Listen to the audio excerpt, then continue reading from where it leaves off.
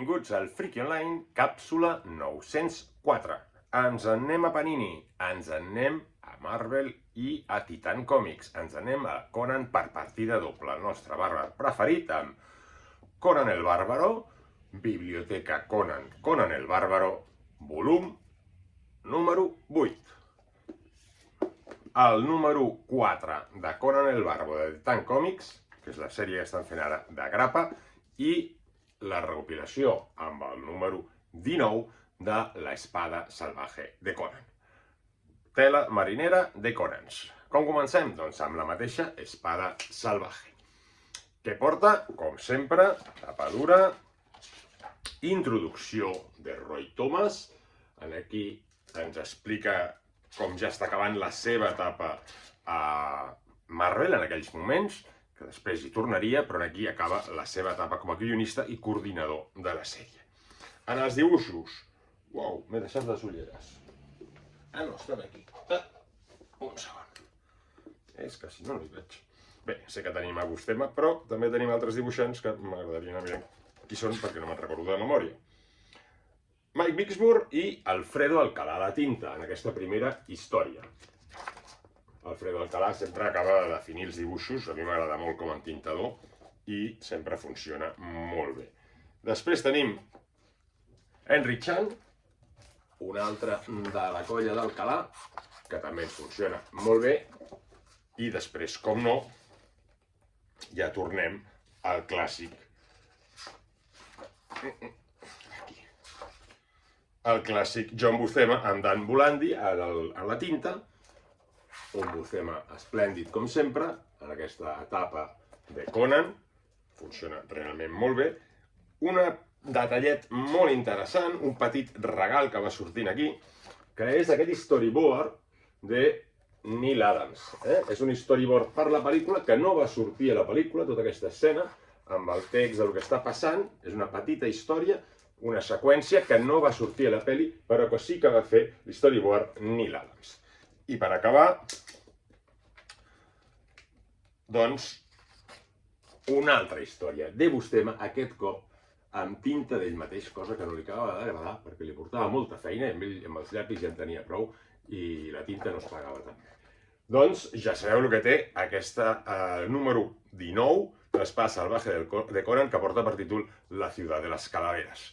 Què més tenim? Bueno, al darrere també hi ha les il·lustracions. Al darrere trobem les il·lustracions de les cobertes. Aquesta potser és la que m'agrada més de totes. M'agrada més que la que han triat. Vale. Anem a l'altra Biblioteca Conan, que seria Biblioteca Conan, Conan el Bàrbaro. Aquí també hi ha tela, hi ha suquillo, hi ha molt de Buscema. Aquí tot és Buscema, amb una història que jo vaig llegir de petit. Això ja ha estat publicat a Vértigo, aquestes dues primeres històries, i aquesta em va afectar profundament. L'he tornat a llegir i m'ha tornat a afectar. Una història d'una noia que té alguna cosa misteriosa, té una cosa misteriosa, i amb les plantes, té una cosa misteriosa amb les plantes. Em va fer molt mal rotllo i al final em va deixar corprès, m'ha deixat igual amb els anys. I aquesta, que també m'agrada molt, d'aquest mag que controla una gàrgola, que la veurem per aquí, aquesta gàrgola que la fa reviure.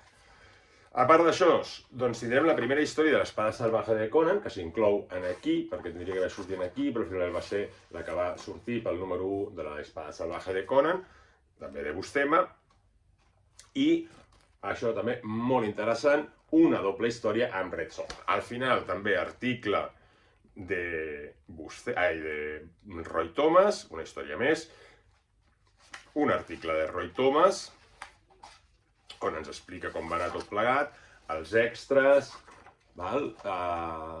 escenes, en aquest cas de l'altre número de llapisos de Buscema, i il·lustracions. Realment aquesta edició val molt la pena. Seguim amb el Conan, i he tornat a perdre les ulleres. Zup en els guions, Brathwaite en el dibuix i Rodríguez en el dibuix, en el color. Doncs seguim amb aquesta sèrie de Conan el Bàrbaro que està traient en aquests moments l'editorial britànica Titan Comics, que a mi m'està agradant molt. Segueix aquesta història que havia quedat a mitges, quan Conan és un lladregot, després de la mort de Bèlit, que encara anem tenint flashbacks del mal rotllo que va tindre amb la mort de Bèlit, i és un lladregot amb un grup, i hi ha aquí un esperit que comença a posseir els seus companys. La cosa s'embolica, tenim aquests flashbacks de Bèlit, acaba la història, i també trobarem referents a un personatge que ja hem tingut en els primers números d'aquesta col·lecció, aquella noia Picta. La història acaba aquí, el dibuix funciona molt bé, no és de la Torre, però està realment molt bé, i amb la promesa que en el següent sortirà, el número 5, tornem a tenir de la Torre a la col·lecció. Per tant, una sèrie que està sortint ara nova a grapa i que aviat tindrem també la seva versió de l'Espada Salvaje de Conan, en blanc i negre, també dins de Titan Comics. Salut i a llegir còmics!